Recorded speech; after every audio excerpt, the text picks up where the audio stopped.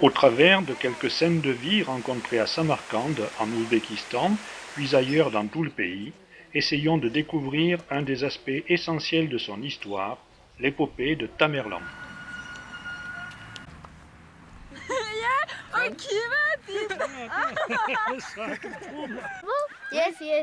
La jeune génération de cette terre de traditions ancestrales est aussi avide de modernité.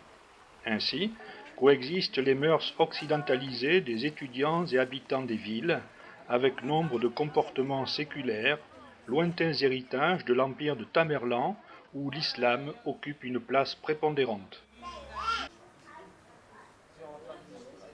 Les Ouzbeks descendent des tribus turco-mongoles établies là depuis le XIVe siècle. Les autorités du pays affirment que 130 nationalités différentes résident dans la République d'Ouzbékistan. Indépendant depuis le 31 août 1991, l'Ouzbékistan tente de redécouvrir et de reconstruire son identité. Seul le passé est aussi imprévisible que l'avenir, dit-on.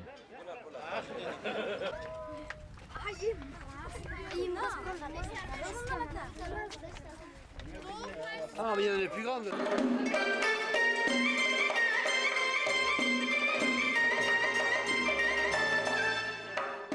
Le chant et la poésie ont une place à part.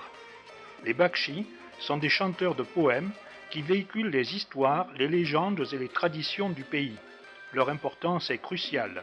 Les Bakshi sont la mémoire orale de la population.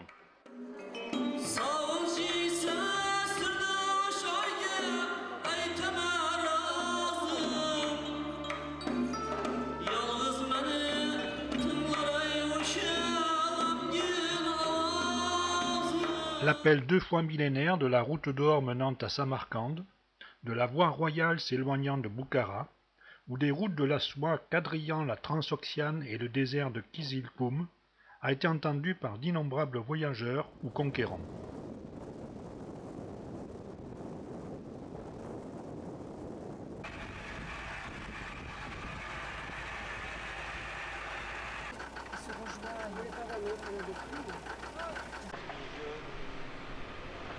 On peut admirer le spectacle de l'insouciante gaieté de la jeunesse actuelle, mais aussi les danses traditionnelles expressives évoquant les plaisirs de la cour et des harems des Khan, seigneurs de l'époque de Tamerlan.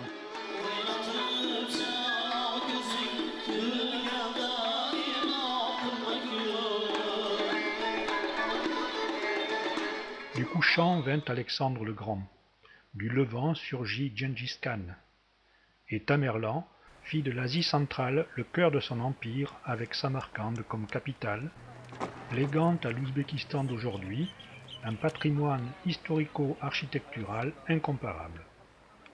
Ayant survécu à la domination soviétique, cette jeune nation plonge des racines anciennes dans les légendes de la steppe. Ces contrées ont connu la gloire et le déclin de plusieurs empires, les tiraillements entre nomades et paysans sédentaires. C'est d'ici que l'islam choisit de rayonner sur le monde. Alors, il y a 12 styles de calligraphie. Alors, ça c'est, le nom c'est Shams. Shams, ça veut dire le soleil. Ça veut dire Suls, l'un des surahs du Coran. Boukhara est un superbe exposé sur l'architecture islamique datant de l'empire mongol. Nombre de mosquées et de médersas de l'époque ont été convertis en bazars animés où des marchands et artisans de toutes sortes ont installé leurs boutiques. Ils font ainsi revivre les arts et traditions du passé. Vas-y, Claude.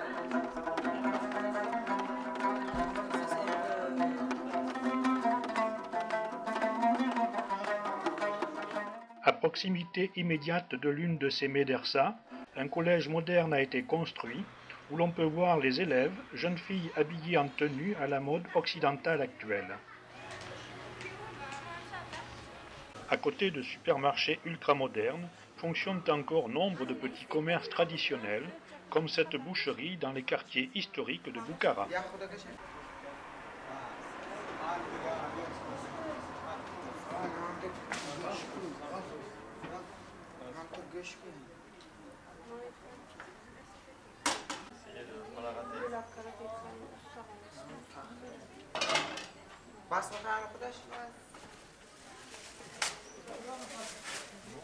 L'Ouzbékistan est un creuset ethnique et culturel.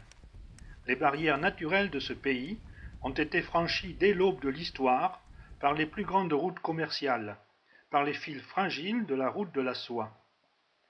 Cheminant à travers les déserts et les montagnes, des marchands ont affronté par vagues successives ces positions clés de la longue route menant de Rome à la Chine, en passant par Khiva, Boukhara et Samarcande. Les caravanes de chameaux chargées de soieries, d'épices et même d'informations s'orientaient sur les minarets des oasis, phares de ces vaisseaux du désert.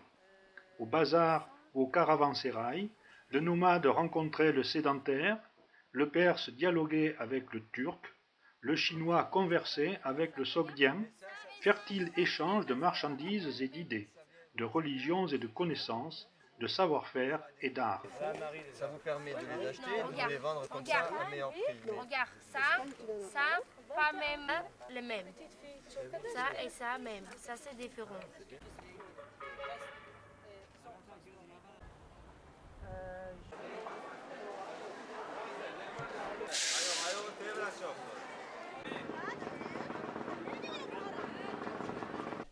On a vu à Khiva comment on a tiré les fils de soie.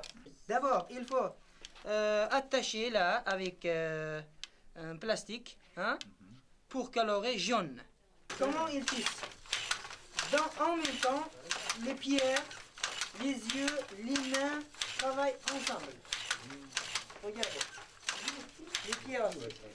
Après, les navettes pouvaient passer. Encore, elles pouvaient ouvrir deuxième fois. Après, pour colorer, différentes couleurs. À côté de ces anciens métiers à tisser, toujours en activité, on pourra assister à de très belles présentations de mode et voir défiler des mannequins sur des airs de musique traditionnelle.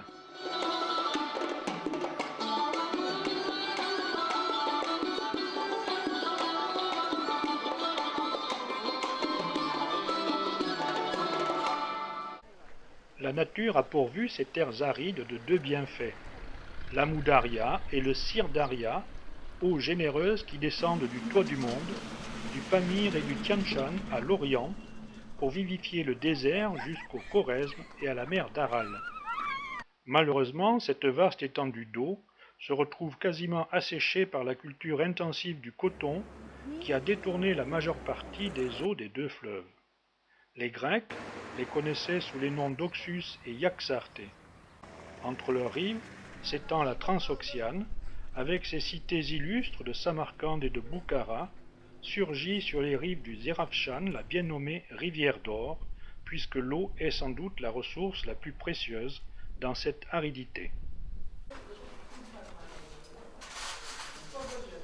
Les couleurs naturelles, c'est différent. Les couleurs chimiques, c'est très vif. Les couleurs naturelles, c'est très pastel. Oui, c'est la couleur naturelle. La carence, la couleur rouge. Oui. Le pot de l'oignon, le pot de grenade, c'est brou de noix. C'est ça qu'on utilise pour les couleurs. Pour la poterie, il y a deux tours. Tour tourne avec les pieds, comme vous voyez. Les pieds se préparent à la main. Pour les céramiques déguisement, on utilise ici 4 l'argile. Les artisans et artistes locaux ont perpétué les techniques ancestrales pour réaliser des céramiques et des tissus de grande qualité.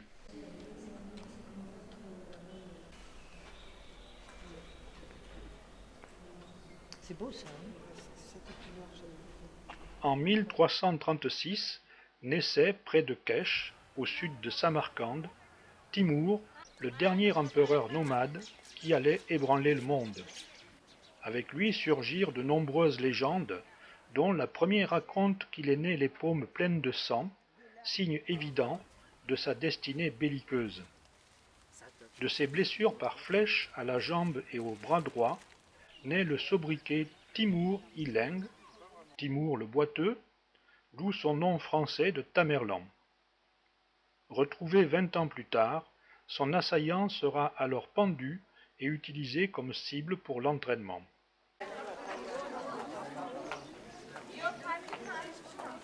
Depuis plus d'un millénaire, l'islam a déterminé la disposition et la décoration des édifices.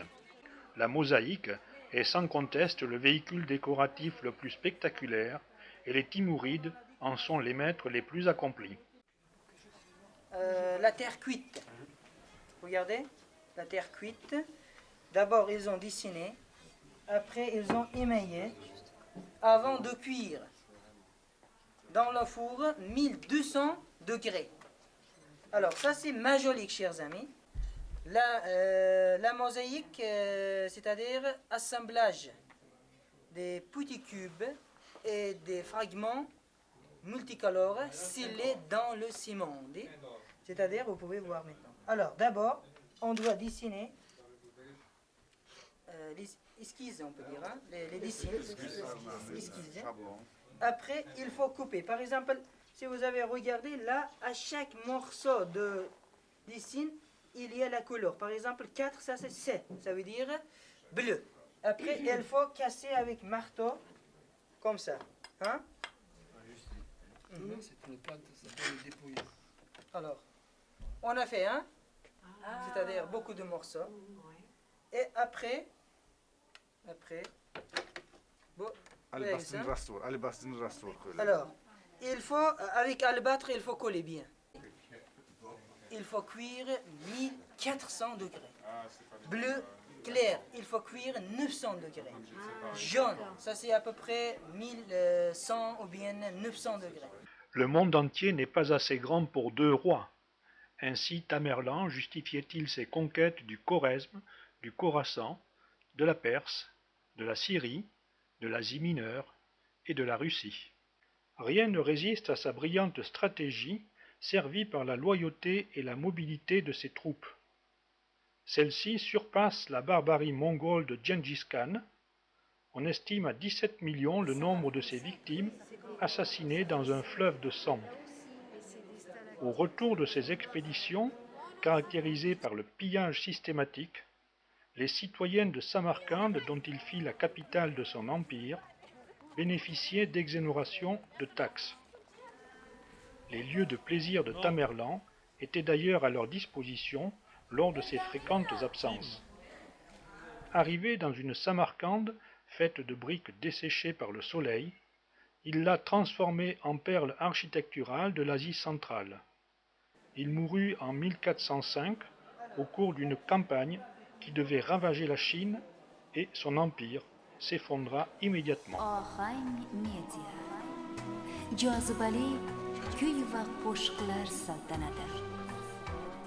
Depuis la déclaration d'indépendance en août 1991, cette jeune vieille nation cherche encore sa voie, mais le réveil s'est fait depuis.